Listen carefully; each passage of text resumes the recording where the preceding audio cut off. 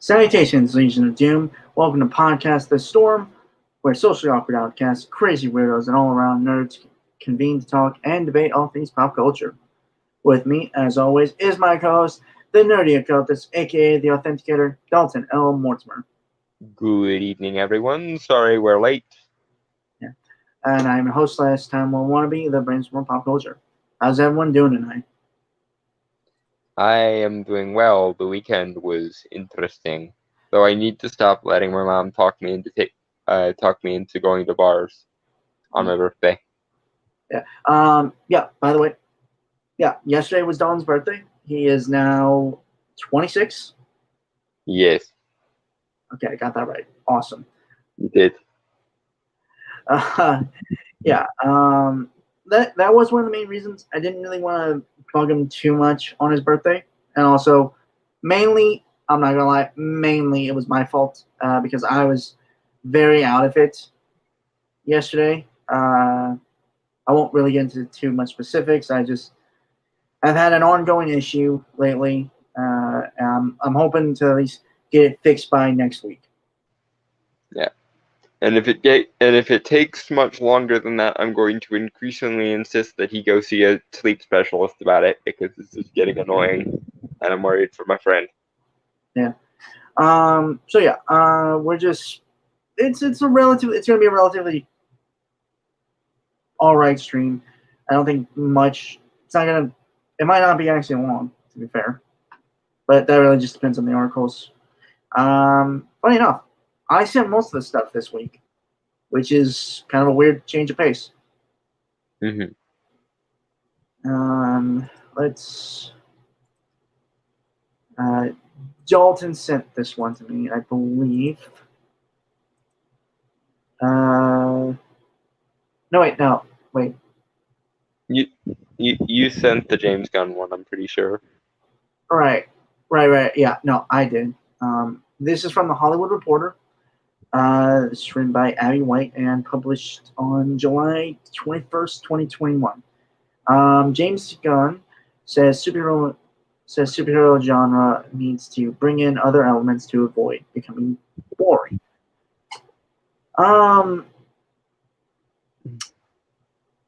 I'm on the fence about this because I read a little bit of it before I sent it. Mm-hmm.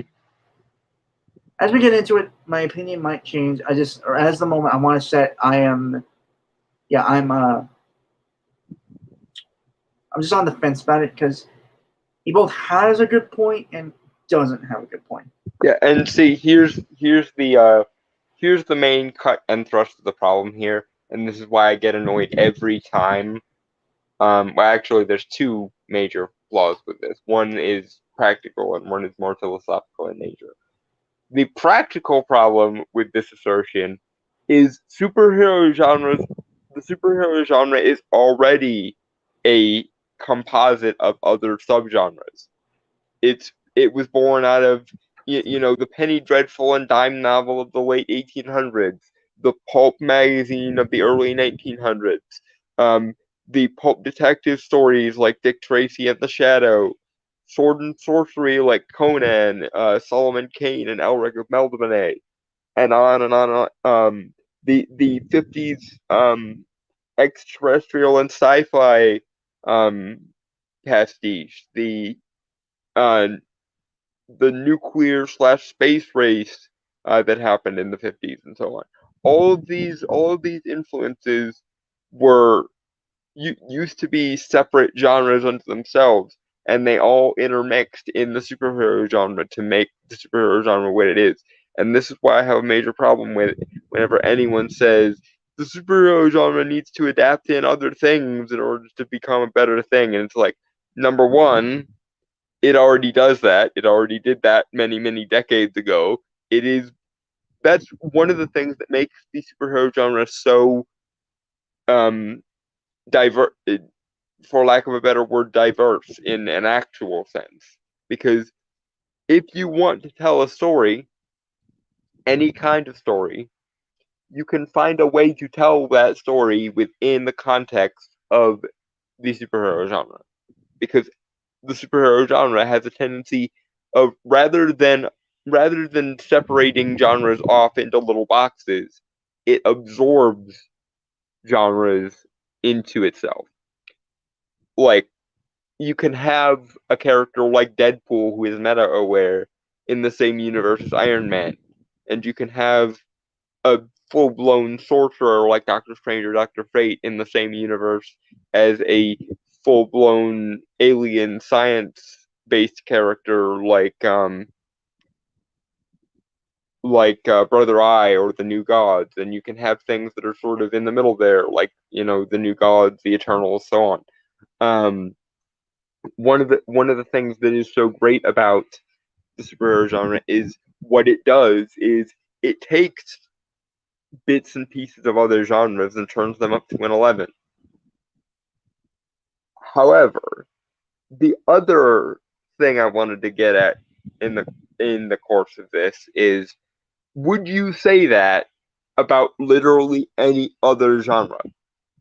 Would you say horror movies need to adapt things in from other genres in order to stay interesting, or action movies need to start throwing in random romance subplots for no reason to keep things interesting, or um, horror movies need to have a stupid amount of comedy for no reason because that just keeps it more interesting? No, you would not, because you understand and you appreciate that with every other genre of storytelling under the sun, usually what makes that that a good example of its genre is when it stands on its own and it separates from other genres. And yet somehow your only solution for how to improve the superhero genre is throw a bunch of other genres into it. Never mind, like I said, that the superhero genre is already mixed and Frankenstein patchworked from the bits and pieces of other genres and always has been. So you're taking something that was already mixed in terms of genre, and you're insisting that it become more mixed in terms of genre because, unlike every other genre under the sun, you don't think it has the depth or scope to stand on its own, and therefore I have a problem with it. Anyway, let's move into the actual text of the article. Maybe James can offer a perspective on this I haven't considered, but just on on the basic premise of the superhero genre needs to absorb other genres in order to remain not boring, I'm I'm annoyed. okay. I'll kind of play devil's advocate with at least the proposed argument within the title. Mm-hmm. For me, other elements just kind of mean like more experimental, more not really genre. I don't think like more experimental, like not afraid to push the boundaries within the story of the movie you're telling Mm-hmm. in the superhero genre. And also Right. be because let's be honest, superhero movies, at least the mainstream ones that we've watched for the last decade or so, Mm-hmm. have this weird thing of quote unquote playing it safe, kind of, Yeah. where like certain things don't really feel like they have much weight to them. Especially lately. Yeah. I wouldn't say that No, between I'm not saying all. I'm right. obviously saying all, but you can. I'm more just arguing that it does seem to become an apparent problem recently. Mhm. But And I would argue that's not a problem with the superhero genre. no, That's no, a I'm not arguing that either. I'm more just arguing the on the story itself, the writing of it. That, mm-hmm. but obviously, what I mean, like how I'm interpreting this is with the other elements is just more again pushing it further, get into the more weirder stuff because, and you've said this too, Don, is Yeah. they've kind of just stuck very close to the ground. They're not really expanding or going out into the broader stuff. Right, but here's my issue with how you're interpreting it versus how it's phrased. And I agree that superhero movies need to actually go into more of what makes the superhero genre interesting in order to work. But that's the thing. I'm not saying throw bits and pieces of other genres into the superhero genre to make it work. I'm saying actually accurately adapt the superhero genre as it is. And that's the thing about the especially recent borification of the superhero genre. The problem isn't the superhero genre itself is boring. The problem is the people trying to adapt the superhero genre aren't actually adapting the superhero genre. And it's logic like this that prevents people from actually deep diving into the superhero genre instead of trying to fix what isn't broke. And that's the other thing. When I say superhero genres need to go deeper into their lore, I mean that I mean that in terms of they need to embrace what they are more, not become different. Um, when you say we need to throw in bits of other genres into the superhero genre to make it work, that implies there's something wrong with the superhero genre or with embracing the superhero genre as a whole, which is the exact opposite of the problem. It's what led the early 2000s X-Men movies to be such boring, generic sci-fi action movies instead of the comic book movies they were supposed to be. Um, because instead of embracing what you already have at your disposal, you think it's your job to fix the material. And it's not your job to fix the material, it's your job to adapt the material. And if you can't even get the adaptation correctly, then don't start talking to me about ways you hope to fix it. James Gunn, and this is why I'm annoyed with James Gunn in particular saying this, because James Gunn, of all people, is a key fixture in actually pushing um, the superhero genre deeper into itself rather than running haphazardly away from itself. That's the difference. One way of improving the superhero genre is letting it embrace itself and not be beholden to other genres as much. And one solution to fixing the superhero genre is to run away from the core of what the superhero genre is into the arms of other genres. And I don't support that.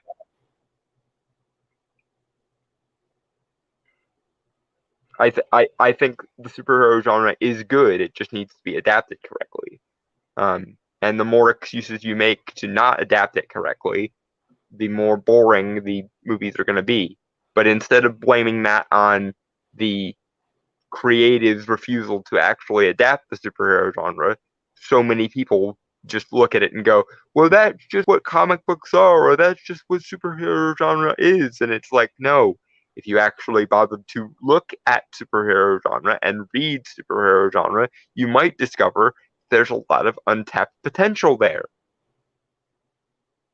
But we can't get that far because you keep sticking other genres in the middle of it as though it needs to be fixed instead of actually just giving people what they want and what they came for.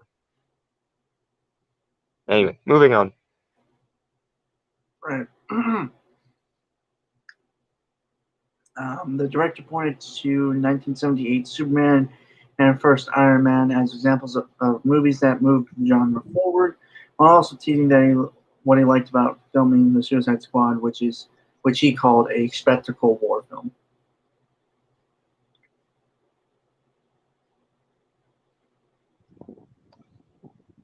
I mean, I'm glad that he enjoyed doing Suicide Squad, but lest we forget the most interesting parts of that movie had nothing to do with being a war film or anything.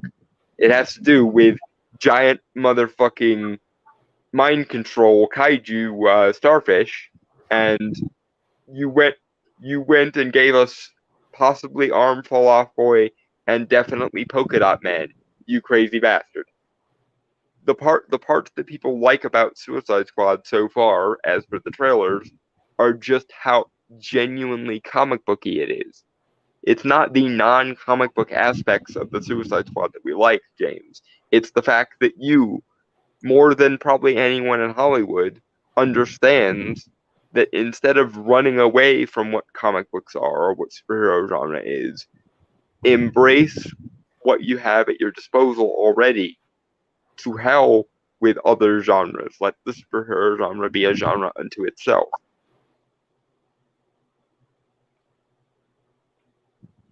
And I don't know who told you that what they liked about Suicide Squad was the non-comic book parts, but those people can go eat sand, as far as I'm concerned. Moving forward. On the heels of his upcoming DC film, The Suicide Squad, James Gunn is sharing how unimpressed he is with the current state of the superhero genre, calling the comic book adaptations really dumb and mostly boring for me right now. Again, I can kind of understand that if he's talking from the point of view of like they're not really doing anything to make any of this. They're not actually bringing the parts of comic book genre or superhero genre that is interesting into the fore, which I would agree with. But again, that's not a problem with the superhero genre itself. That's just a problem of the people put in charge of adapting superhero genre are fucktardedly afraid of actually adapting superhero genre for some reason. And arguments like this are probably partially why. In a recent interview with the Irish Times, the Guardians of the Galaxy director shared that he thinks the genre needs to change things up and bring in other elements to avoid becoming stale. Points to the rise and fall of other movie genres like war films and westerns as proof that the genre's future is going to get really, really boring if things don't change. Okay, so he's not actually. Okay, so the title actually strawman him. He didn't say bring in other genres. He said bring in other elements. He didn't say genres. Okay. I mean, it did say other elements in the title. He just. Okay. Well, then this is less annoying than I had thought when I first read it. Okay, that's fine. Hopefully elements from the actual superhero genre and not just outsourcing it to other things, please. Because there's so many untapped elements in the superhero genre you could pull from. I mean, I'm more for like maybe putting superheroes in the style of other genres. Yeah, like Joker was the Killing Joke, but by way of like a Scorsese movie. Mm-hmm. I think Ant-Man and Guardians were both kind of heist movie-esque. Yeah, and I think I told you one time, this was a long time ago, but of a John Constantine character in the style of a Western. See, I wouldn't go that route. I would do John Constantine in the style of Trainspotting. No, that for my character, you know. Yeah. But yeah, give me a DC. Let me hand deliver you a good idea on a silver platter.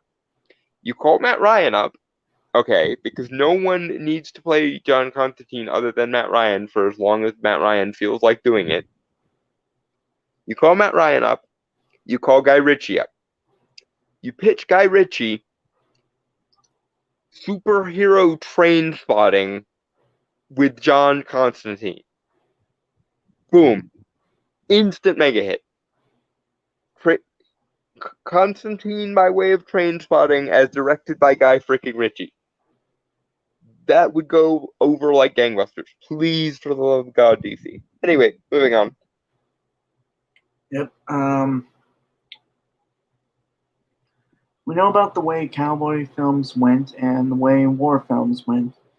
He said, I don't know. I think you don't have to be a genius to put two and two together and see there's a cycle of those sorts of films, and that the only hope for the future of comic book and superhero films is to change them up. They're really dumb, and they're mostly boring for me right now. Oh. Hold on. I mean, read the rest, I guess. Okay. Gonna explain that he hadn't always felt this way about these adaptations, which he loved at the beginning, before noting that the advancement of visual effects was one of the main reasons he fell in love with the genre. The 1978 Superman is a film he still loves, and that had him really excited about the genre. Though the writer-director acknowledged it featured a guy on wires and blue screen with this sort of crappy visual effects. He also pointed out to Marvel's Iron Man as yet another example of the way superhero films have excitedly advanced movies.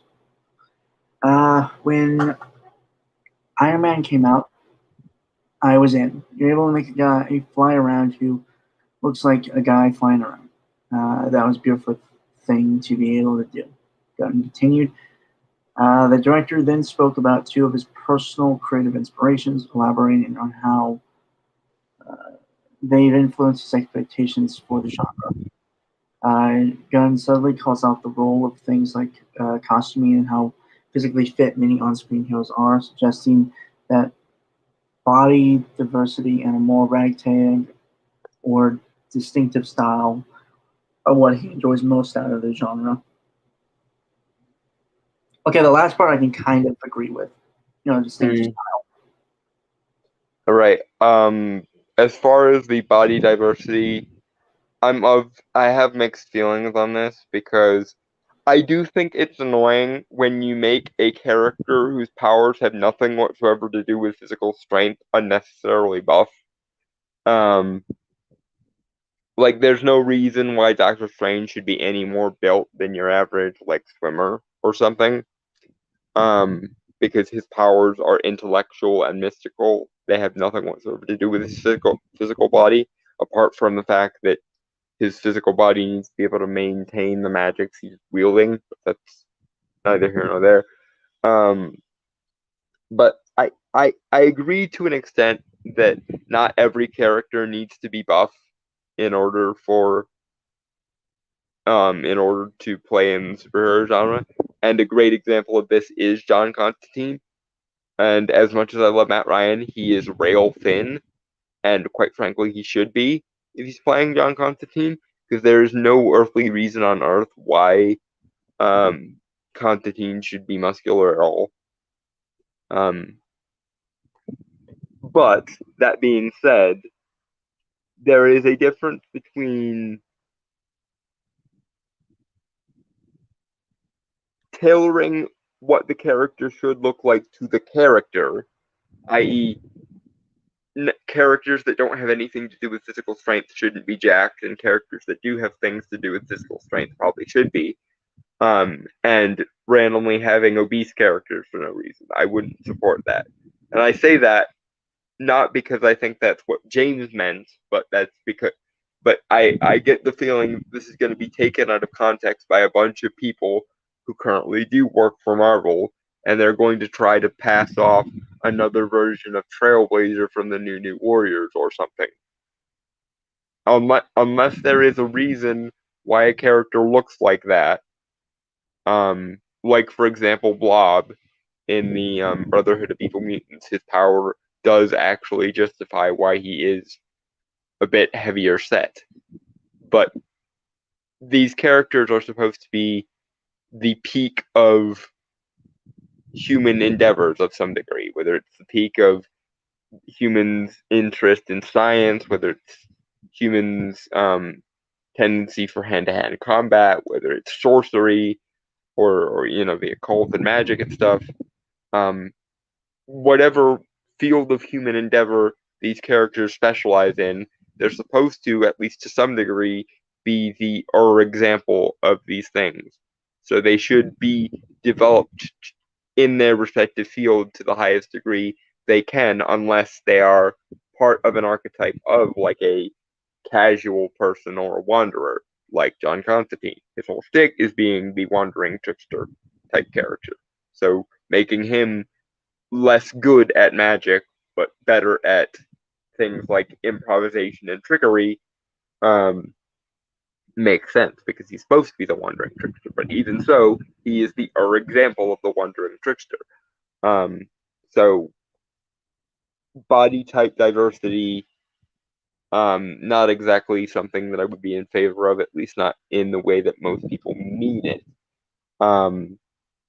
But back to the thing that was going to make me rant earlier. James, while you are right in that there is always a cycle with new genres, it has nothing to do with whether or not those genres get boring or not. It simply has to do with the fact that when a new genre comes on the scene, it takes a while for the conventions of that genre to be established. And James, we're still fairly early on in the birth of the modern superhero genre. Yes, there were old school outliers that were sort of the vanguard for these things, like the 78 Batman or the 89 or yeah, the 78 Superman and the 89 Batman, and the early 2000s was kind of what I would call the beta test era. But in terms of the genre proper, it mostly began in like 2012 when the MCU finally got all of its ducks in a row. And since then, every other company that has access to superheroes has been trying to build something approximating the Marvel Cinematic Universe, and none of them have succeeded. So we're still in the formative phase of what the superhero genre is supposed to be. And you, James, were instrumental in doing that. I would say the peak year for the Marvel Cinematic Universe so far was 2014, because that was the year that gave us um, Captain America: The Winter Soldier and Guardians, which is significant because those two are about as far apart on the genre spectrum that you can get. One was a very heavily grounded espionage thriller, and then the other was a wacky space opera heist movie that involved um, the talking that involved a sapient raccoon and a talking tree, and so on. So that to me was the best year so far in the comic book genre, because it showed how versatile the comic book genre actually is. But the thing is, James, we're still in the process of defining what the rules are with the superhero genre. And yes, they're making some kind of headway into starting to break those rules. Like for every couple of Marvel movies, you get something like Deadpool or Logan or Joker on one end, or you get something even wackier than Guardians, like um, Shazam or something along those lines. But yeah, you have to make the rules before you can break the rules. the reason why it's taken so long to make the rules with the superhero genre is because every single time a new comic book movie comes out, some smarmy fuckwit journalist goes, "Is this the end of the superhero genre? Is this the end of the superhero genre?" Because for some reason, the powers that be have a bug up their ass about the superhero genre being valid or not. Um, and the longer it takes for superhero movies to maintain some kind of mainstream acceptance, like the other genres you mentioned, the Western genre or the action genre or the spy thriller genre or what have you, the longer it takes for the establishment to get on board with those, the more superhero movies are going to try to experiment, and the longer they're going to stick around at the top of Hollywood's chart. So yeah, if to all the hipster critics out there, if you want the superhero movie to go away, try accepting it. Because usually in these cases, the moment that the powers that be actually start accepting things is the moment when they actually kind of quiet down and slowly fade away. And then you start complaining that there's no dominant genre in Hollywood anymore and how that's not good for Hollywood. And then another genre will come along and try to be the next dominant genre, and the cycle begins all over again. Because for some reason, even though you people beg and plead and cry whenever there isn't a dominant genre propping up Hollywood, every time there is one, you're moralistically tutting because that's not real art, derp. Repeat ad infinitum. Yeah. Moving on. All right. I was always influenced by Dave Gibbons' art and Alan Moore's Watchmen, where the costumes didn't fit the superheroes perfectly, and they had a little bit of a punch. I don't. What's that word mean? Um, I've heard of that before, but I don't, off the top of my head, know what it means. I think he's trying to say uh that not all the superheroes had a perfect body. I think is what he's trying to get at, but I don't know what punch means. A large or protruding abdomen or stomach. Okay, so yeah, he's trying to say that some of the superheroes in Watchmen had dad bods, basically. Okay. Um, And to which I say, who cares? That is literally the most boring part of Watchmen. they weren't all perfect bodies. They weren't all beautiful. When they fought, they were kind of getting in the stupid Bartleby thing of getting into bar fights. I kind of get that, I guess, like at least the last part. Again, what defines a body as perfect is very much dependent on what they do. Like John Constantine's body is perfect for the kind of wandering trickster that John Constantine is. But if it's a character who's more physically oriented, of course they're going to be more muscular because their powers are strength oriented. Um, there's nothing wrong with that, and there's no like universal um comparative beauty standard between Superman and John Constantine. Their their body types are reflective of who and what they are. Nobody is saying like Constantine is ugly compared to Superman because only an idiot would go so far as to compare Constantine and Superman because Constantine and Superman are two vastly different characters. Um, the body type of a sorcerer or a magic user or a scientist is different from the body type of somebody who does a lot of heavy lifting in their day-to-day life and so on. Um, I I don't know where you and a bunch of the other critical like the artistic class have gotten this idea that people view like characters like Superman as perfect bodies and every other character is ugly if they don't live up to that standard.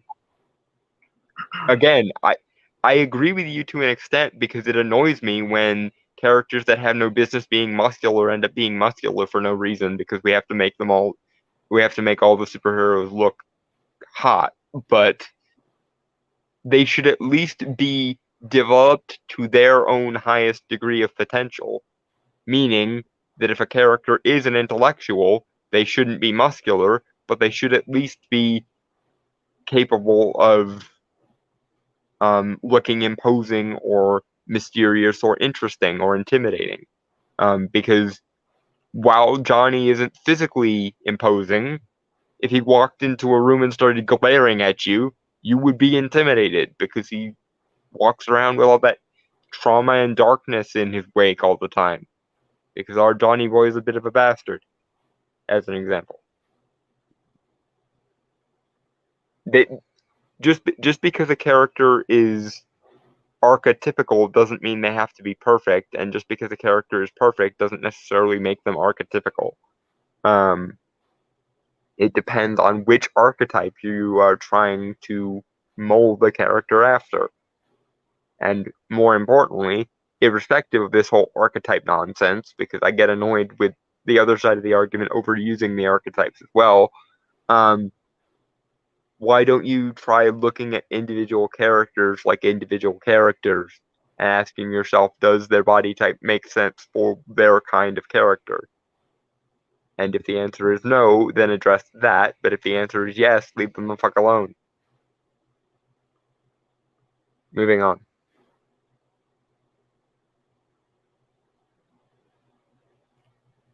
I was eating. Okay. Sorry. I never know when you're gonna stop ranting. So. Uh-huh. Alright, despite a somewhat generalized statement about the genre, Gunn did ultimately acknowledge that it isn't a monolith. There are people trying to do some different things with superheroes, he said. So it's not 100% a rule that everybody isn't, but a lot of superhero films are boring. I can kind of agree with that, actually. I can. Yeah, but again, that's less a failure of the genre and more just a failure to actually adapt the genre. Yeah. Cough, cough, Marvel, cough. That's kind of what I meant. Mm-hmm. um,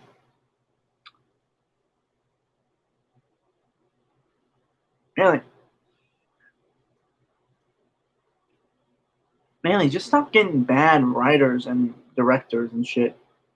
Yeah, try getting people who know and care about the source material, or at the very least can be educated on the source material and feel the impulse to adapt it.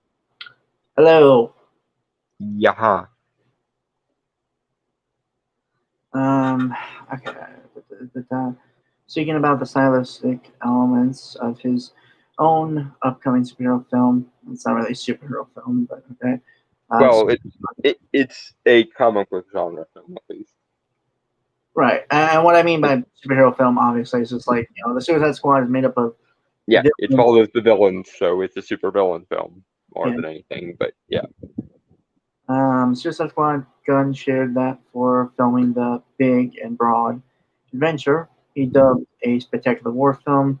Studio built the biggest set that was ever built before and used more practical special effects than we ever used in any movie. Okay, good for you, James. That's like that I have respect for.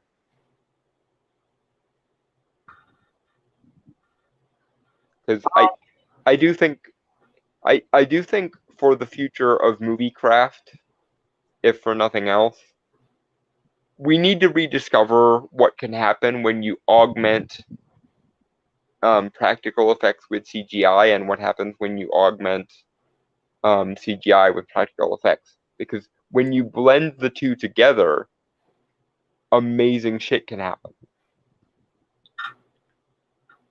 Yeah, I feel that like neither could accomplish on their own. yeah, and this kind of could go a long way for like superhero films. Well, comic book movies as a whole, specifically specifically ones that get into the very like weird aspect of comics, like the the what's the word? Weird, eccentric part of like comics and stories and stuff within comics. Um, because there is kind of an overuse of CGI in comic book movies today, which, granted, makes sense for the material that is being adapted. Mm-hmm. However, Go ahead. yeah. However, is that this is something I noticed within like how Iron Man is depicted in CGI Mm-hmm. in the Marvel movies lately.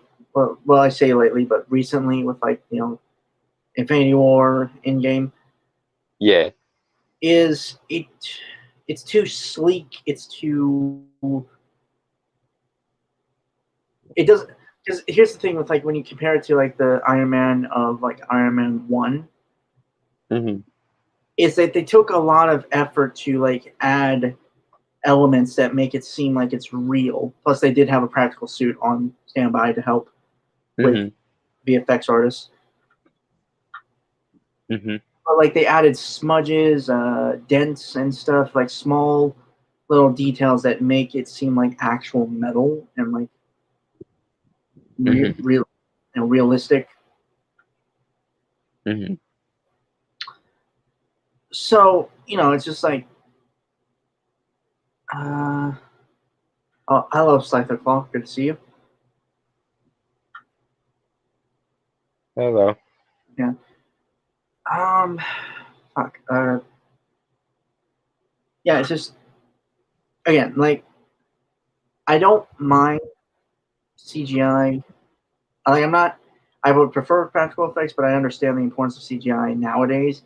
I just wish there was a more balance than an overtaking of one or the other.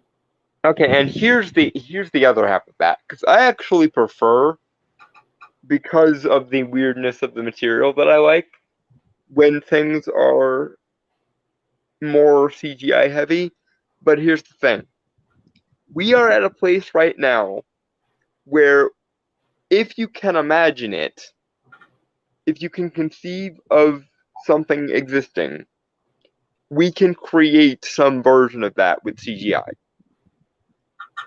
And because of that, because of the lack of limitations on what CGI can do, it is incumbent on the people using CGI to use it more creatively. Don't just create a generic background. Actually use CGI as a creative part of the story. And that's one of the reasons I think that a lot of people get annoyed with CGI, because it's never used creatively. It's never used as a part of the world or a part of the world building. It's only ever used as backgrounds and like character constructs. Case in point. And everyone who knows me knows where I'm going with this. In Doctor Strange, the entire point of the goddamn character is supposed to be that he manipulates the fundamental energies of the universe in various abstract, spiritual, or metaphysical ways. So why is it that instead of, oh, I don't know, using any of that to his advantage, 90% of his attacks are just conjure weapon made of energy, conjure other weapon made of energy, conjure other weapon made of energy. And this goes for the actual layout of the dimensions themselves as well. These are supposed to be non physical, or at least non material dimensions that Doctor Strange primarily deals with. So why the hell is there no conceptualization to any of them? Why is it they're all just basically outer space, but with some interesting visuals in them? Like hypothetically, And I had the same problem with Inception, by the way, because the same problem exists in Inception, because you're going into the layers of the subconscious, but you didn't ever actually display any layers to the subconscious when you did that. You could hypothetically have a battle entirely comprised of like solidified music. Like you could literally have Doctor Strange put some energy into some notes of music and literally make weapons out of pure music.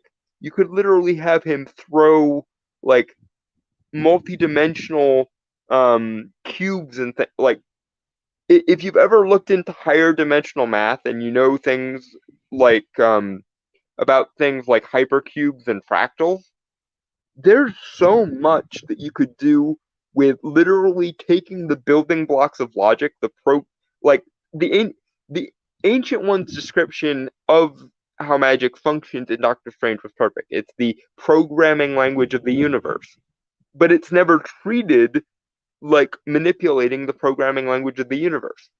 And again, most people who know me know where I'm going with this part too. But the magicians did this far better. When the magicians show cast the magician show from the Sci-Fi Channel cast spells, you can literally see them subtly manipulating constructs of energy, and sometimes it literally does have straight up out of nowhere abstract consequences. Like my favorite spell in the magician's continuity is probably the musical spell they have, and you can literally see them writing in the programming language of music theory in terms of magic. That kind of shit is shit that Doctor Strange could and should regularly do because he's literally fighting fundamental forces of nature and the concepts of the universe itself. But because no creativity is ever applied to these visual effects, no matter how much money and how much resources we throw at them, it's always going to be boring because CGI is at a point now where it doesn't need to be expensive in order to look good. What it needs to be is creative and conceptual in order to look good. Because otherwise it's just going to look dull. You can do anything. So why don't you try doing creative things with CGI, please? Especially in cases where it makes sense for the story you're trying to tell and the world you're trying to build with such things. It's the same thing as the Green Lantern problem, to use a more normie example. If he can make literally anything into an energy construct, why does he fight with so many normal weapons and shit? Anyway, moving on. Assuming that Brainstormer is here, which I don't think he is. I am. I'm sorry. I'm just reading. Okay.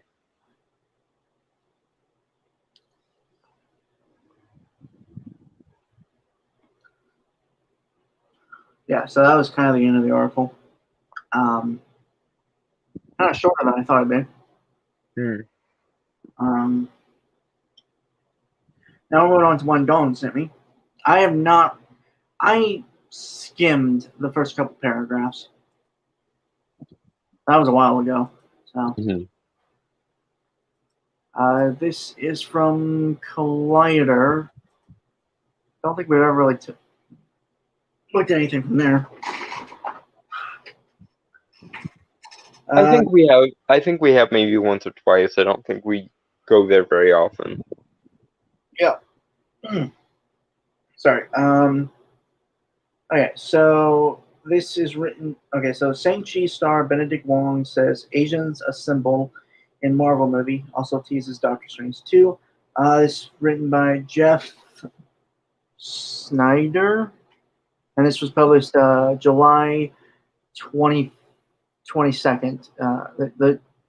Published July 22nd, 2021. Mm-hmm.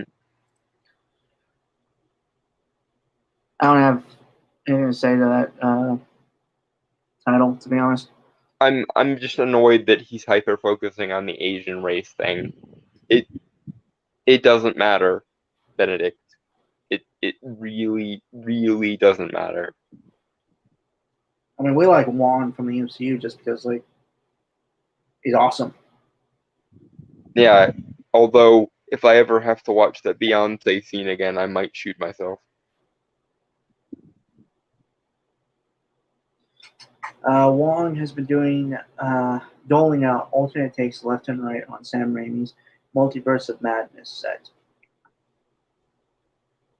See, this is good news because it means that Sam Raimi is doing that thing where he manages to get a character performance out of actors. And given that most of the actors that were cast in the original Doctor Strange were very rigidly classically trained, if you could combine their refined classically trained nature with Sam Raimi's ability to focus on character performances and improvisation, we might actually have a decent movie somewhere in the offing here. I hope.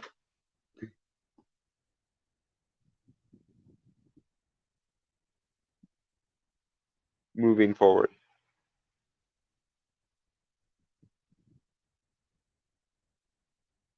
Brainstormer? Hello?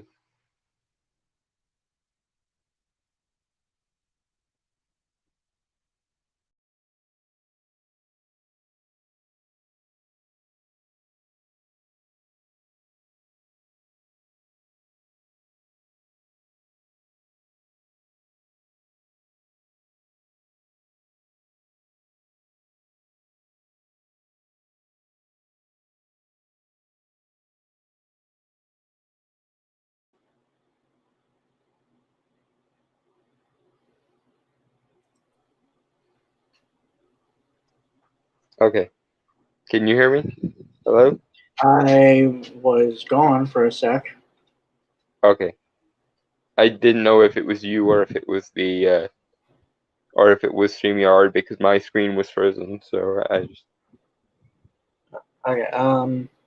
Moving on. Yeah, moving forward. yeah. Okay. Bender Wong has been making the press rounds for the moving Sundance drama 9 Days, in which he stars opposite fellow Marvel actor Winston Duke. But it's Wong's upcoming MCU movies that have tongues wagging, including his own. I don't know who Winston Duke is. Umbaku. Ah, that's his name. I feel bad Yeah. for not knowing it. Yeah. He's the cute one.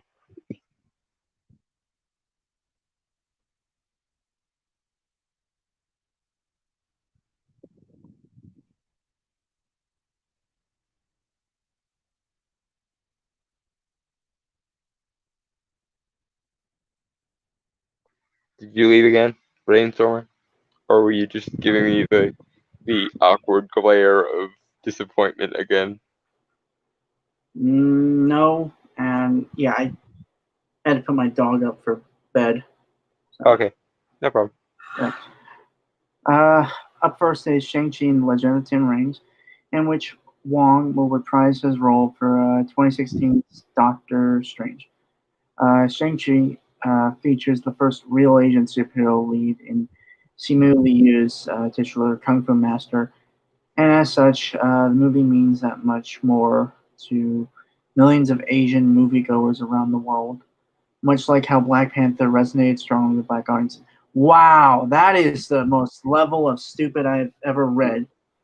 Okay. First of all, China hates this bullshit.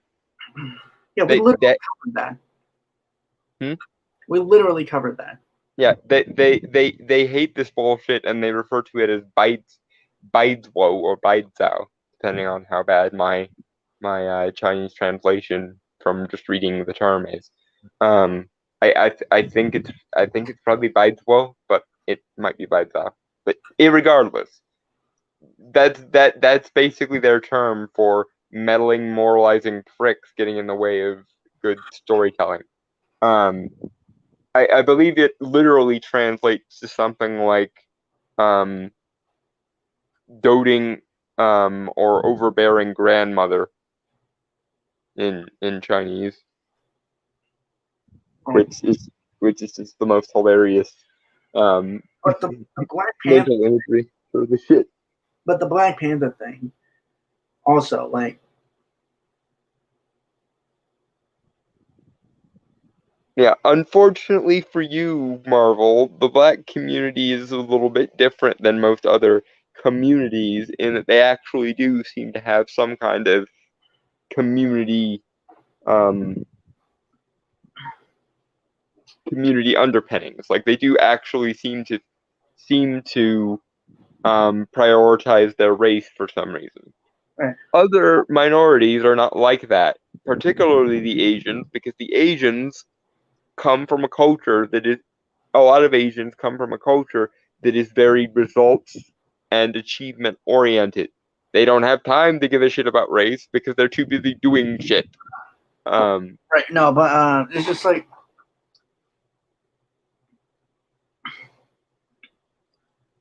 I mean, we know a few people, and I never really asked for their opinion on Black Panther. Like people in the black community, Mr. E 2099, Just some guy. corrupt. Yeah. Funnily enough, their first appearance on England Sheen's channel was because he wanted to get some opinions of the black community, quote unquote, Right. opinions on Black Panther, and most of them, if I recall correctly, hated the pandering with a passion. I think you and I talked briefly about it. I don't know if we talked about it on the stream before, but the movie itself is serviceable. It could have been better.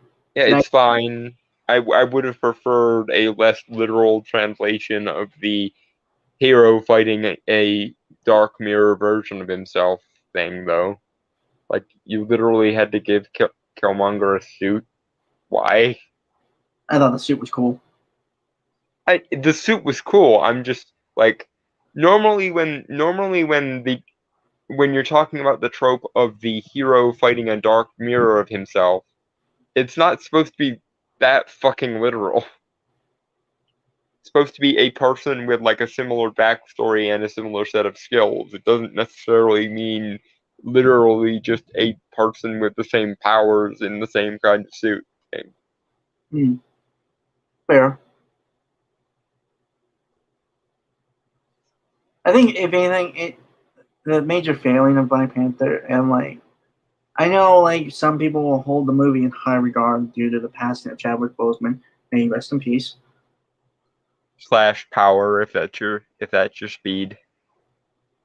Although personally I kind of hate the rest in power thing, because resting literally kind of denotes the opposite of power. It denotes relaxation and release from obligation more than anything. But but again, the movie, it's serviceable. I think the major thing is like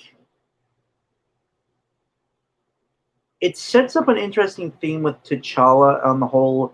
A good man cannot be a great king. Or yeah, the difference between a good man and a good king is interesting.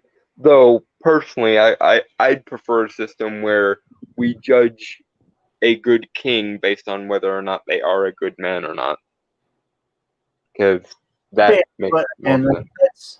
That's an oversight I'm willing to omit for the movie. Yeah, it works. It works in context. I'm just I would have preferred a situation where T'Challa figures out how to kind of walk that line between good man and good king. That's what I'm saying though. It's like they propose that idea, but they never follow through with it. Yeah, there's no that they tried to have that as like the movie's noteworthy soundbite, but it doesn't really have anything to do with the actual themes or content of the movie. Right. In fact, so many people came away from that movie thinking Killmonger was basically in the right. Well, mainly because like I think Michael B. Jordan really chewed the scenery as Killmonger. It was just really cool. He did. He was a good villain. Yeah. Plus, his theme was like the best one in the movie. I wish the soundtrack was more African inspired and less Like African honestly, American inspired. and I think I mentioned this before. It's like there are videos where they've edited like Lion King music to to scenes of Black Panther, and it just works. Yeah. So, and that was Hans Zimmer. Yeah, and that's the other thing. There's a difference between black there's a difference between Black Americans and people from Africa, just like there's a difference between Asian Americans and people from freaking China or Japan. Although I think there are large swaths of everyone in America that thinks Japan probably has the right idea about some things.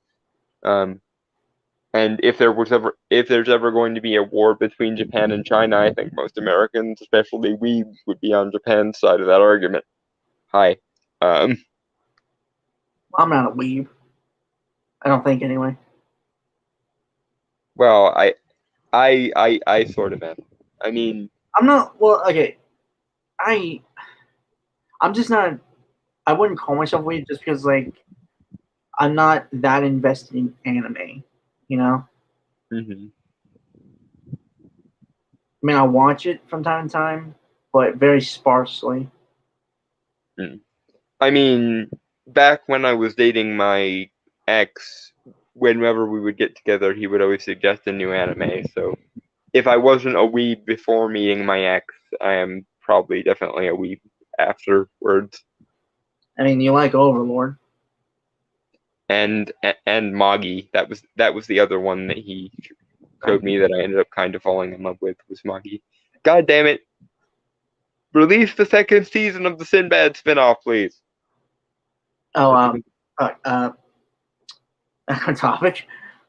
Yeah. Complete sidebar, but still. Release Magi Legend of Sinbad Part 2. God damn you. Yeah. It's the Asians Assemble Long Torque Collider, referencing Captain America's famous Avengers Assemble line from Avengers Endgame.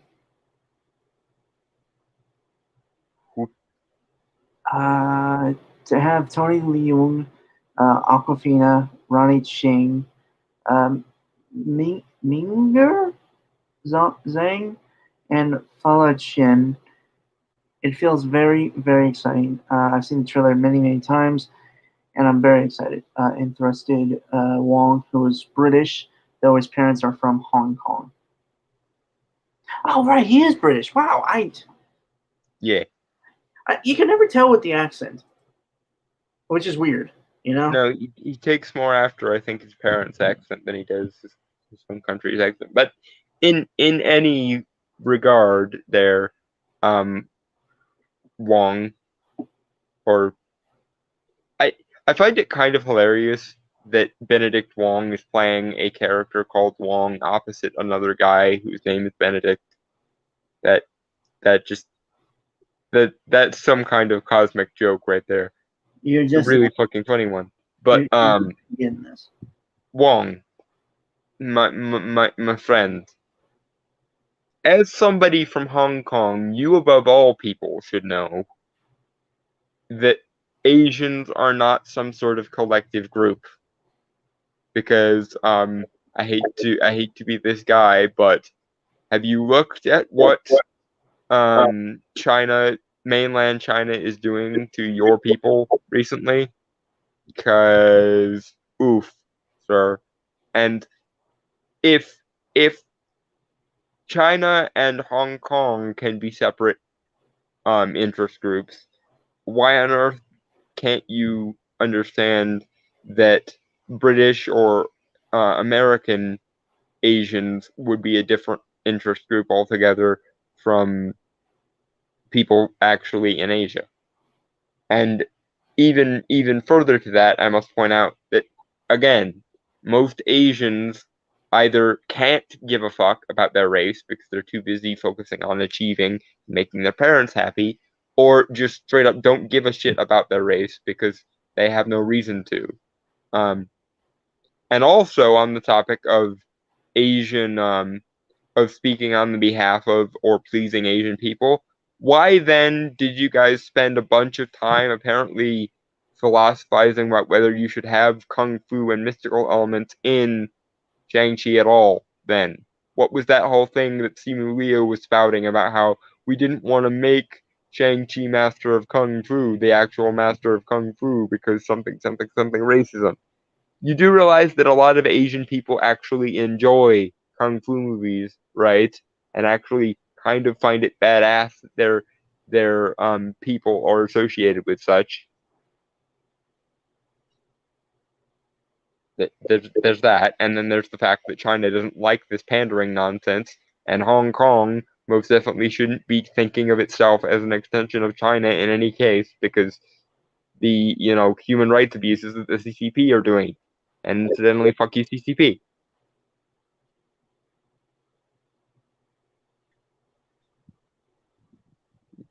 But yeah, moving on. Yeah.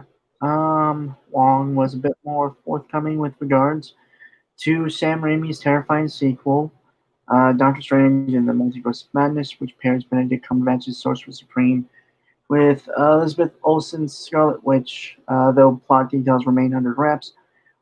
Wong, Wong wants readers to know they should be getting excited. Um, he has a description here. Okay.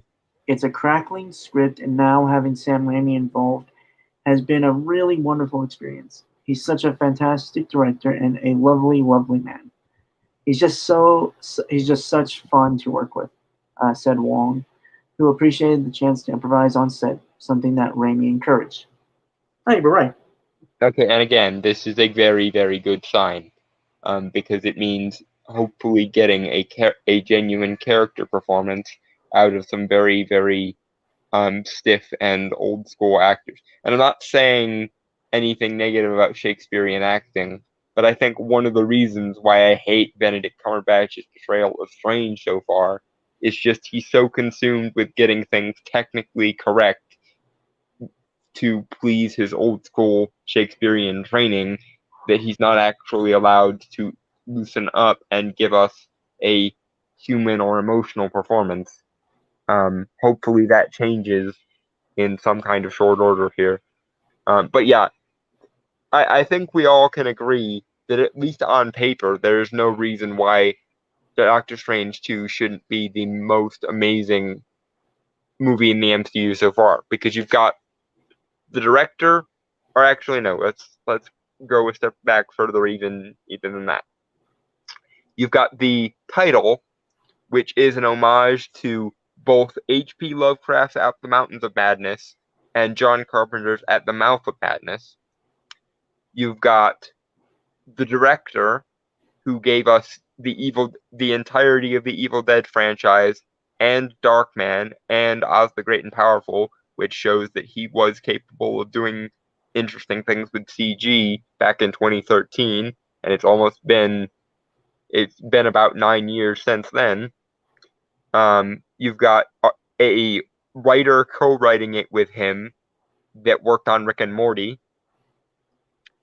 You've got the composer, Danny Elfman, who gave us basically every Tim Burton soundtrack, up to and including the badass Batman theme that defined a generation. And you've got Marvel having all the money in the world and wanting this to be a summer tentpole movie, so they're probably going to throw all the money in the world at it. This is literally the easiest movie to make in the world. All you need to do is follow the Lovecraftian overtones to their natural conclusion and not screw it up. Please. And this will end up being the best movie that Marvel has made so far. And I would love that because I want at least one movie, just one, that when somebody asks me why Doctor Strange is my favorite Marvel character, I can point at the movie and go, here, watch this, and you will understand why this character is my favorite.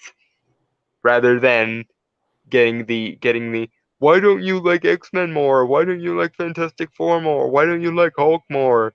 Shit that I always used to get before the first movie came out, and everyone pretended to be Doctor Strange fans.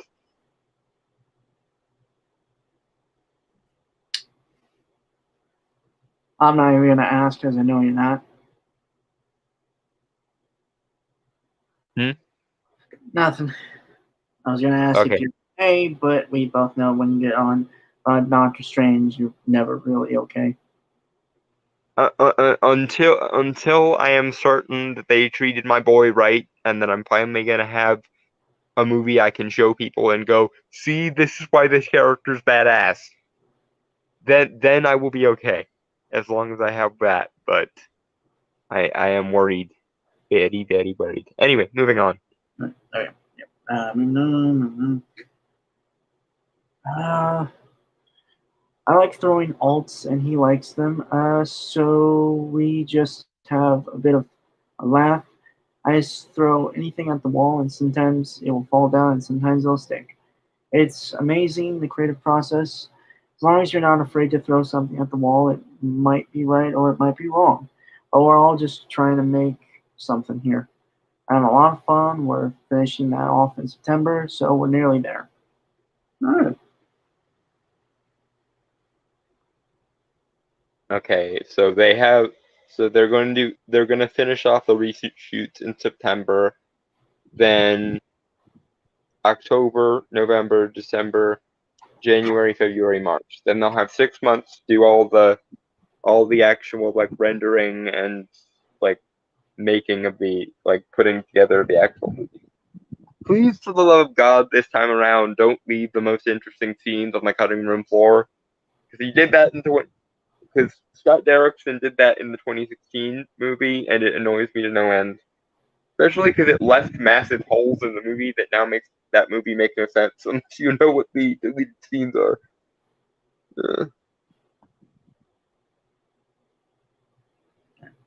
Uh, Shang-Chi is slated to hit theaters on September 3rd, while the Doctor Strange sequel is due March 25th, 2022. But if you can but if you just can't wait until the fall for a fix of Wong, be sure to check out 9 Days, which opens in New York and Los Angeles on July 30th before expanding nationwide throughout I August. will. I will probably not because it sounds very hipstery and like an art house sort of movie, and I'm so beyond done with that kind of shit. But it is interesting to me that um the reshoots for Doctor Strange wrap in September and Shang-Chi comes out in September. So that's very interesting. Hopefully that means those two movies will be stronger or connected than we initially thought, which given that Wong is in it, that is a distinct possibility. And that does solve the things not looking connected problem that we were having a little bit ago. So yay. Everything should come together quite nicely as long as they insert the appropriate tab into the appropriate slot, essentially. It's like assembling a piece of IKEA furniture. Mm.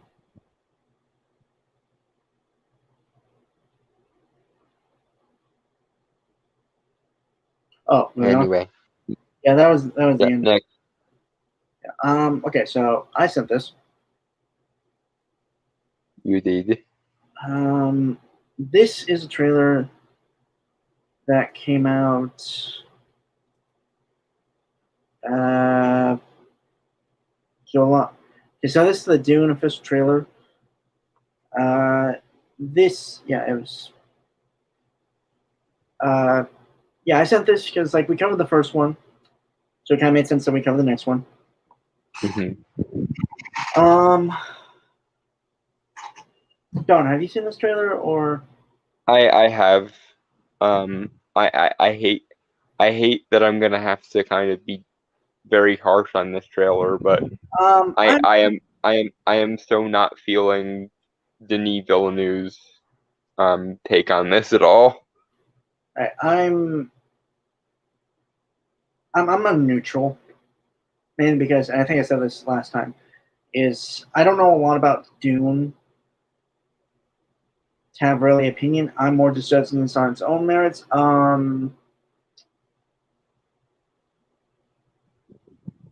Well, let's get into it. I'll give my thoughts as we go along. I'm sure it's Dalton will too. Let me. Yep. This. Right. Shall we? Spice. Banana. Spice. The spice must flow. My planet Arrakis is so beautiful when the sun is low. Rolling over the sands, you can see spice in the air. The outsiders ravage our lands in front of our eyes. It has a better tone than the first one, at least in the beginning. I'll say that. Okay, yes, but here's the problem. The very, very ironic, I wish this was a comedy so I could be justifiably laughing problem. If you're gonna talk about how vibrant this planet is, you might, I don't know, want to try making it look like that, please. Like it's the same problem with Eternals, but this time it's actually worse because the dialogue requires it to be beautiful and the visuals don't match. If you're adapting a very weird, very esoteric, very deep and philosophical series of books, and Dune very much fits that bill. And my God, is Dune a weird franchise, but I love it. I'll be right back. If you're going to do that, then you might want to try something other than some vaguely pretty people standing in the middle of nowhere. In Eternal's case, it was in the middle of a field for no reason, and in Dune's case, it's in the middle of a desert for no reason. And again, if you're gonna talk about how you can see the spice when the sun gets low in the air and everything, then you might want to try making the spice look somehow more distinct than the sand that surrounds it. And given that the spice has all sorts of weird mind and reality warping powers, that's why it's such a crucial resource in the Dune franchise, you might want to make it look a little bit otherworldly and weird, or like something that you might conceivably fight a war over, just mayhaps. Like, Jesus, Denis Villeneuve, you're bumming me out here. And once again, where is all the vibrancy? Where is all the color? Where is all the emotion? Like, there's so many different layers you could go with Dune because Dune is so weird and so off the wall and so multifaceted, and you're just having people stare into the camera and talk like this in a very, very monotone way and vaguely look like mystified and wondrous off into the camera for no reason. Just why? Like, you've taken one of the weirdest and most amazing science fiction science fantasy kind of franchises out there, and you've reduced it to random people stand in desert.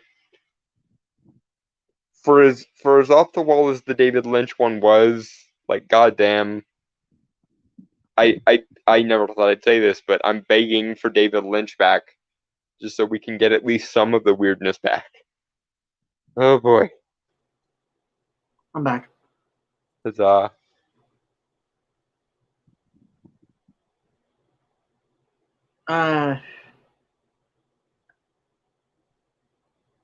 I'll say my opinion when we get further into the trailer. Okay, spice. Banana. In front of our eyes.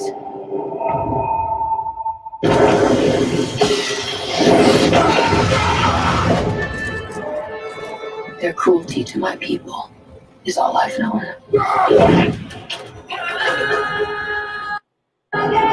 What's to become of our world?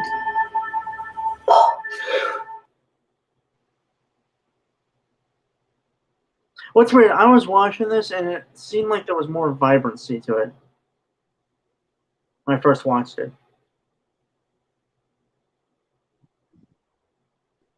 I don't know how that was possible. I wish I was seeing the version of this that was going on in your head when that happened, because it just you went from brown to black. Now, black was fine if it had distinctive. If the shadows had some depth to them and there was some actual color to like bounce off of at some point, but like You know what's weird? This whole trailer could be better if you just added like an adjustment layer to it and just up the saturation a bit. yeah, And more contrast. up the contrast and up the sharpness and A little more saturation, not like a lot to the where it looks. yeah, like maybe 20% more saturation. I'd honestly go 25. Yeah, somewhere in there, and then yeah, up the contrast probably almost all the way, and up the sharpness, and the pop almost all the way, and it should. It's weird how like some TV shows do that better, like American Gods. Especially season 1. Yeah. Although I'm convinced the writers or directors of American Gods season 1 can do no wrong, because I found out recently that those are the same people who did a show that was one of my favorite shows growing up, which was Dead Like Me. And they also did the Hannibal TV series. Yeah. Mm-hmm. Which I took forever to get into because I was so protective of the Hannibal Lecter franchise, but it's really, really worthy of the name. Unlike Hannibal Rising, which we will never mention again, or I will shave every single bastard of this planet.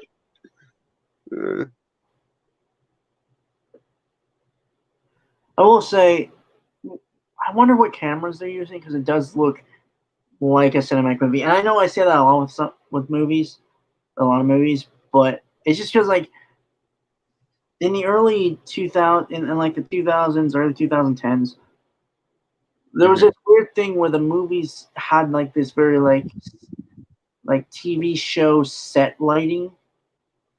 Yeah. Where everything really felt flat and stuff. Yeah. And it's not like there's no potential here, because as Brainstormer can attest, because he's done quite a bit of this kind of editing, all it usually takes is another filter or so, and then we're good.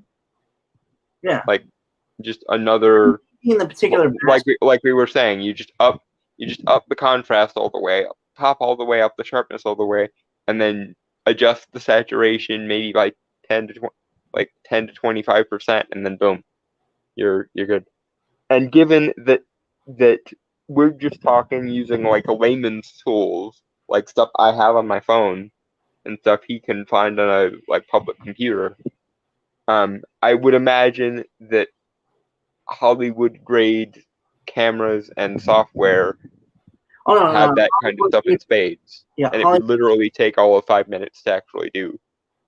Actually, Hollywood uses a computer program that a lot of filmmaking students use, Adobe Premiere. Yeah, so just it would take you all of 5 minutes to go through and adjust the lighting such that it actually looks good and at least resembles some of the interesting aesthetic of the books and the David Lynch version, which I'm not saying you should be trying to stick too close to the David Lynch version, but the David Lynch version added enough to the franchise that there were some parts you probably should have kept. In particular, his way of focusing on the spice and what it does, because the spice is probably the most important MacGuffin in literary history because of Dune. And making it work was one of the best things that David Lynch actually did for his adaptation. Now, granted, again, there's problems with the David Lynch version, don't get me wrong, but I would much rather watch the David Lynch version again than this version, judging by the trailers so far. There is a channel that I watched a few times that covers Dune lore extensively. If anyone wants to get well versed in that, it's called Quinn's Ideas. You know, I've heard of him. I think you might have recommended it to me before. Anyway, Spice. Banana.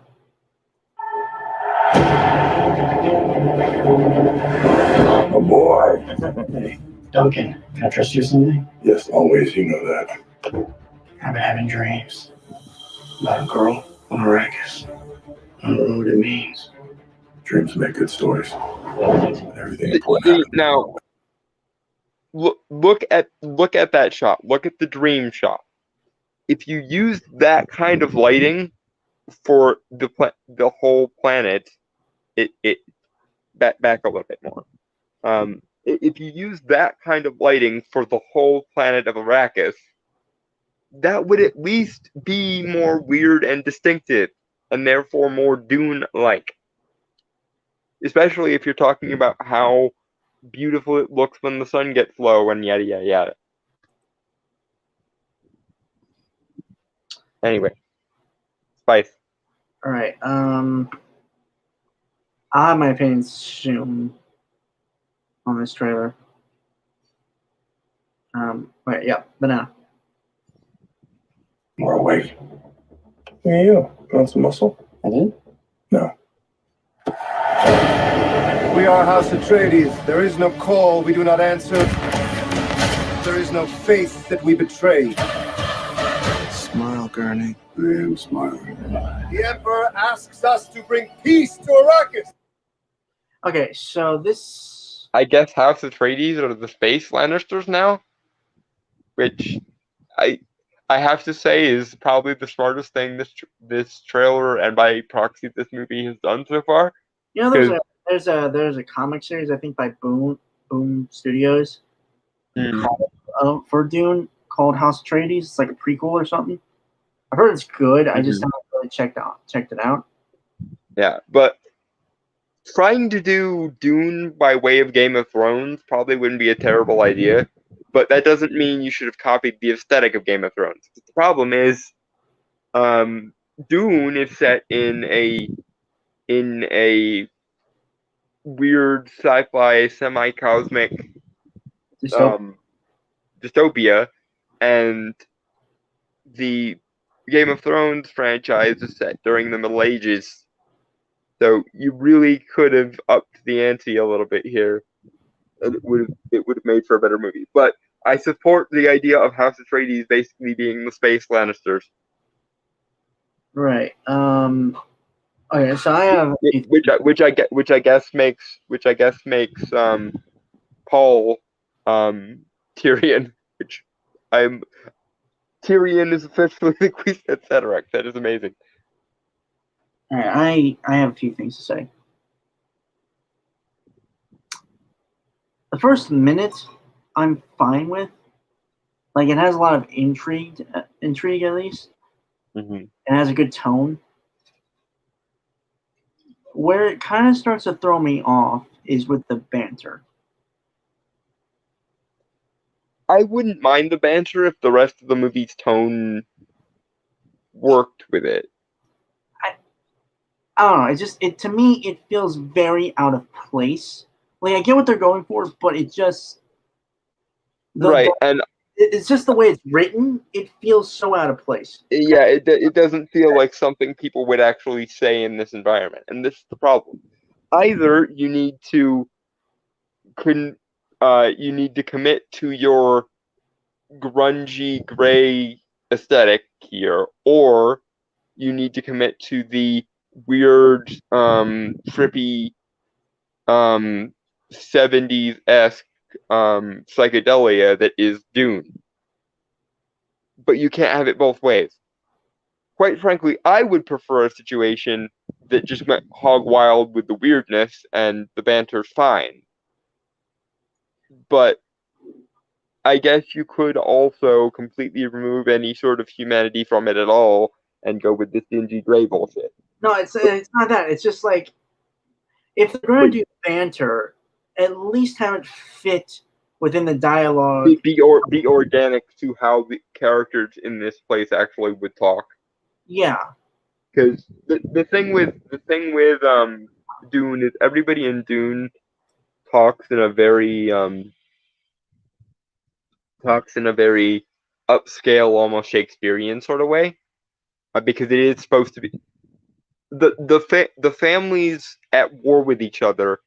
And this is why I don't mind the space Game of Thrones thing, because if there was ever going to be a franchise that makes sense to do space Game of Thrones with, it's Dune, because the families at play with one another are aristocratic families.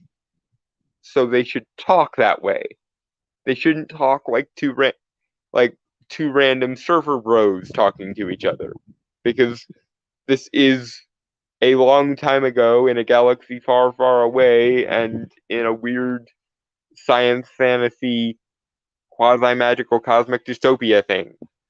So, and again, there are massive problems with the David Lynch version, but at least he was smart enough to know that these characters should at least sound a little bit otherworldly when they talk. And mostly now, all I want to do is punch Paul Atreides in the face for being a useless little dipshit, especially because I know how much of Deus Ex Machina he becomes later. At least Lynch's Paul kind of deserved to be the space Jesus. This version is basically going to be Surfer Bro Space Jesus, and that's even worse than Space Jesus.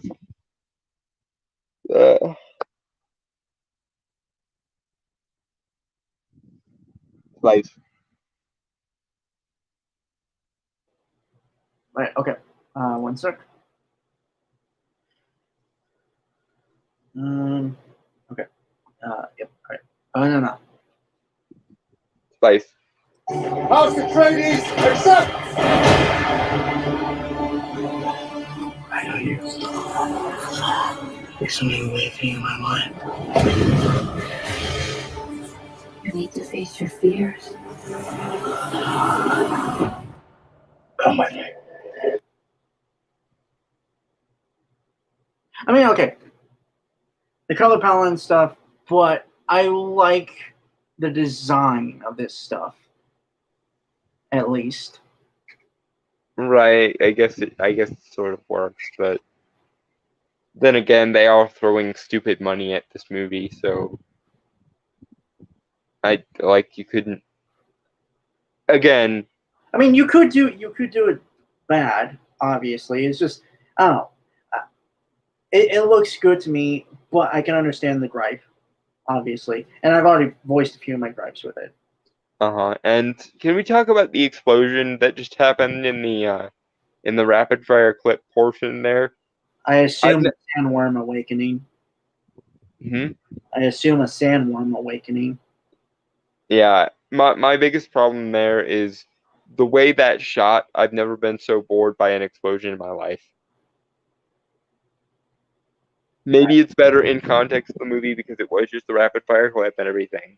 And if they do make it really big and dramatic or really interesting looking, then fine.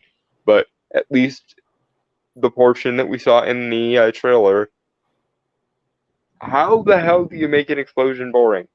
Apart from overusing them like Michael Bay does, but that's a different story for a different day. You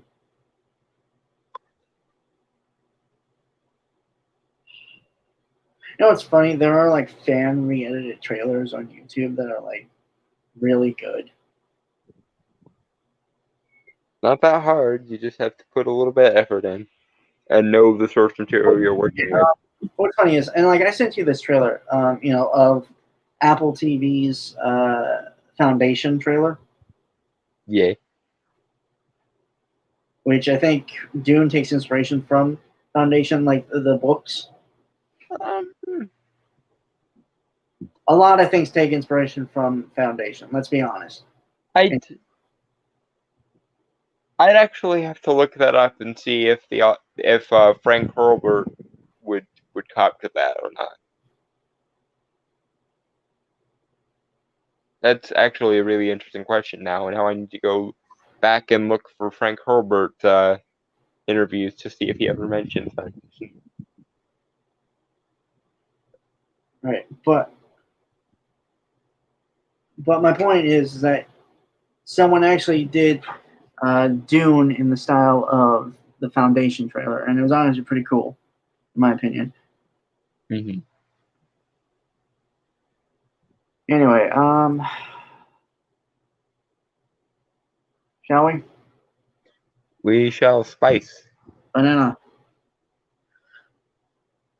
banana. You need to be ready. You never met Harkonnens before. They're not human, they're brutal.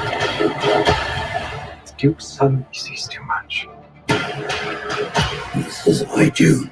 Kill them all. God in heaven.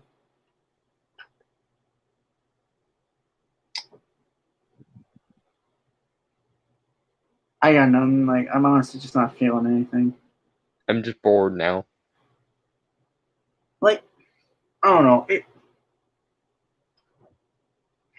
You know the scene earlier with like Dave Bautista's character, which is what Josh Brolin's character is talking about. It would have made sense of the scene in the beginning where like they're fighting, where he says like they're brutal. Mm-hmm. Would have made sense to have that scene there. Like it's on the nose, and you know it's, but it makes But at least would have followed some kind of logic, yeah. Yeah.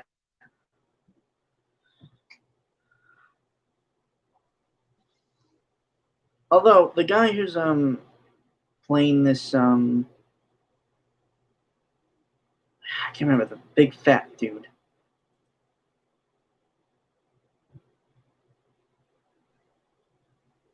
I don't. Bollocks. I forget now why. Oh. I have a limited knowledge of Dune, like, so I know who this guy. Like, he's a primary antagonist, I believe, in the Dune series, or at least the first book. Mm-hmm. But if I remember correctly, and like this is apparently a thing that's happened with a lot of the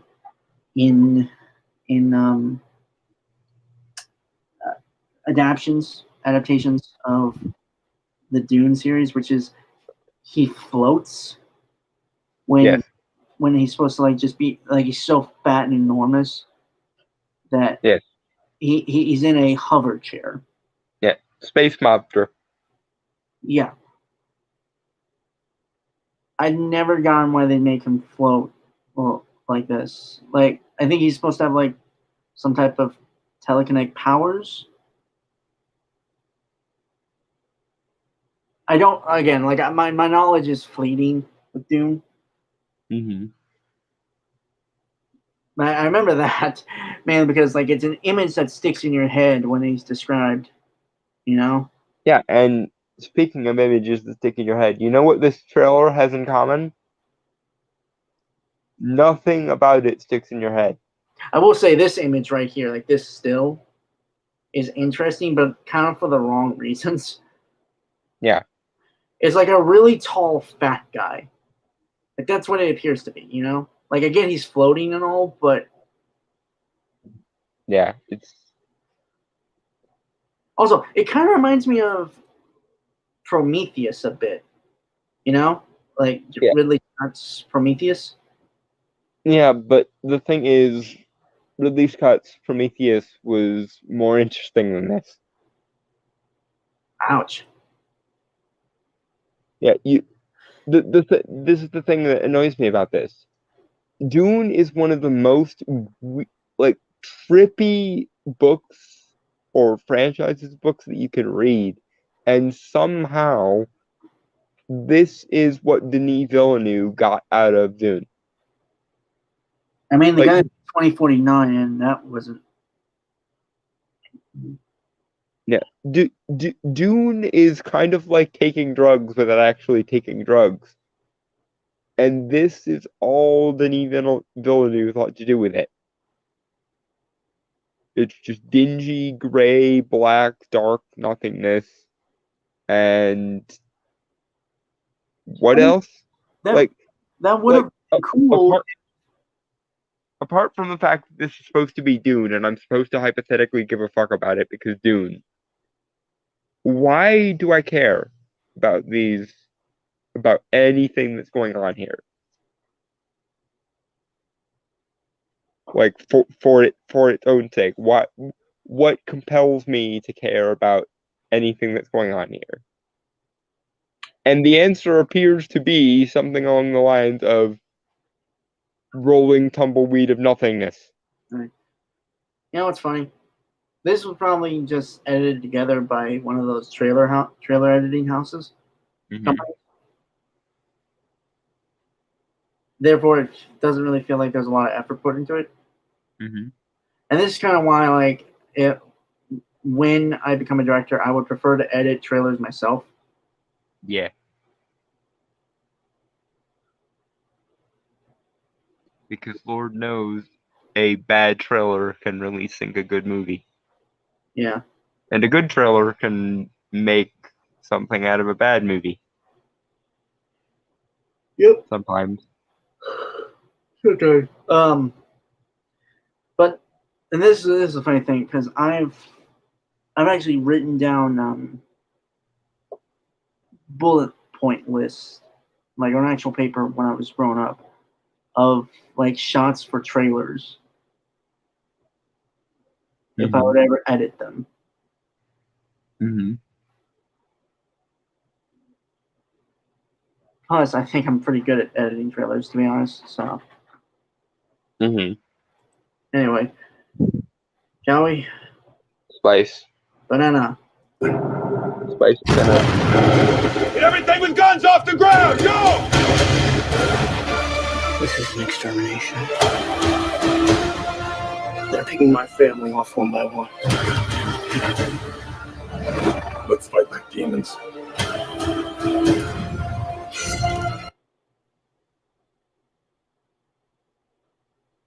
Okay, they at least tried something, but it's apart from the fact that it's a little bit artsy, I don't really like. Again, like intellectually, I have no reason to care. Emotionally, I have no reason to care. Now, granted, I'm not the best gauge of such things. Really? And No idea. like visually and cinematically, I have no reason to care. So once again, we're 2 trailers in, so presumably all the CGI is done rendering or close. So for why do I care apart from the fact that you are using the name and characters ostensibly of something that I'm supposed to give a fuck about? If none of the awesome qualities of Dune are going to be in the Dune movie, then what incentive do I have to be anything other than pissed off at the Dune movie? Like, as flawed and broken as the David Lynch Dune movie is, it was at least an attempt to do something resembling Dune that kept some of the weirder aspects and the spirituality and the quasi-cosmic space Jesus bullshit involved. I've seen none of what makes me like Dune in this Dune movie, and I've seen 2 trailers for it. And incidentally, both Dune trailers have this thing in common whereby as soon as I finish watching this, I will immediately forget that I saw it. Basically. Mm-hmm. I will have to go back and watch my own reaction to this in order to remind myself that I watched it. Mm-hmm. Shall we? Yep. Spice. Banana. Dad, what if I'm not the future of House Atreides? A great man doesn't seek to lead. He's called to it. But if your answer is no,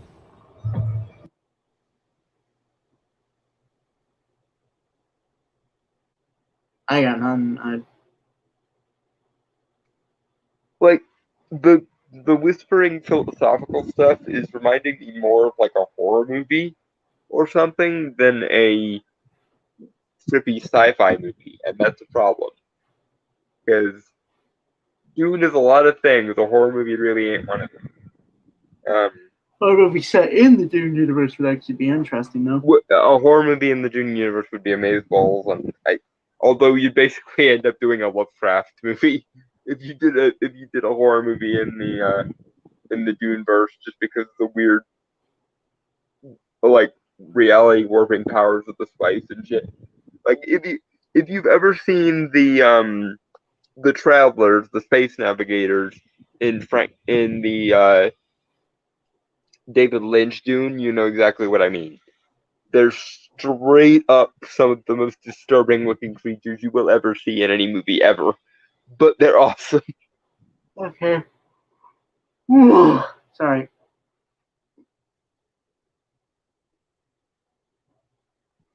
Shall we? Yes, spice. Spice. Banana. You'll still be the only thing I ever needed you to be. My son. If anything happens, will you protect Paul? With my life.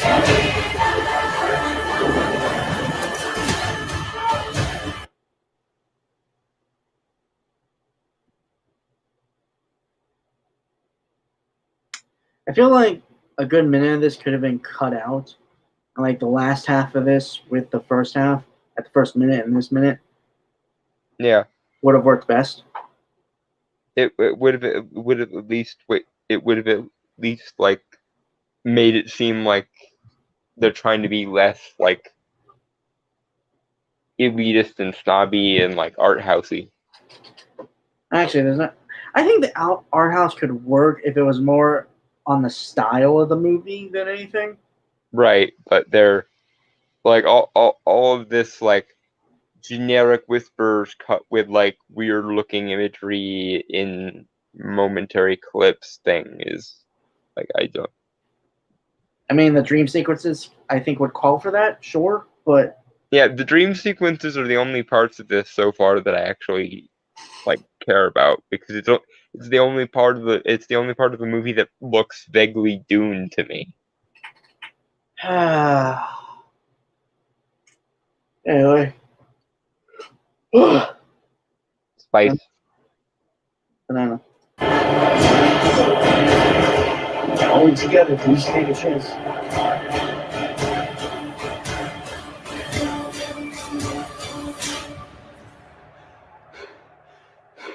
It's time. Oh my god, this movie's lighting is so terrible. What? The lighting on this movie is so terrible, I can't even. Alright. Anyway. When does this movie actually come out? Like in terms of release date? Let me look that up. Give me a sec. Mm-hmm.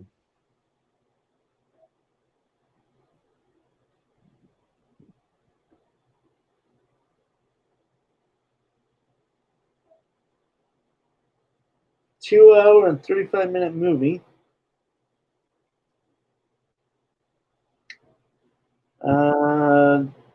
October 22nd. Oh, okay. Oh, holy shit, the music's composed by Hans Zimmer.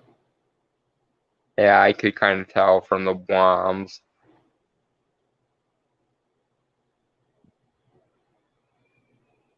This looks almost like Denis Villeneuve trying to be Christopher Nolan, honestly.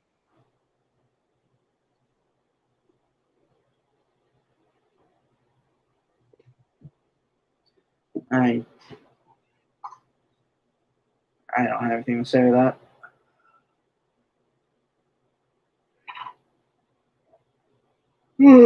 Sorry.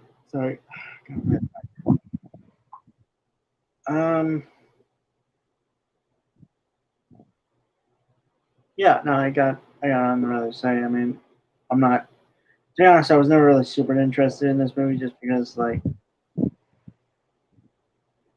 nothing I've seen so far has really gripped me.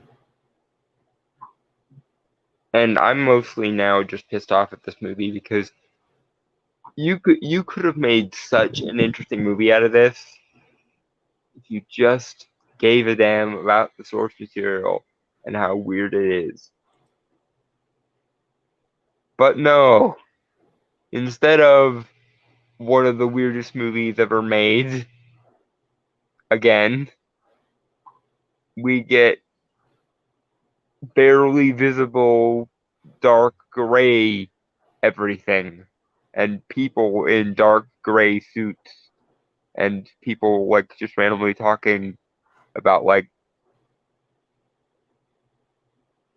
nothing but all of a sudden pulling out American quips like they're fucking in a really badly written Marvel movie all of a sudden.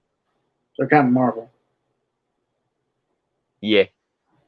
Okay. Or I'd say probably closer to like Thor: The Dark World, but because I didn't want to be that insulting towards it, because they haven't done anything that appalls me yet. They just really don't seem to get Dune, and they don't get what people who like Dune are looking for in Dune. Welcome to Hollywood, biatch. Anyway, But we'll always have the David Lynch run, even as broken and flawed as that is. It's still leagues better than what's on display here. anyway, yeah, I got nothing else to say. So with that, folks, I want to say goodbye, adios, aloha, auf Wiedersehen, sayonara, peace, cheers, and Shalom. Now, fuck off.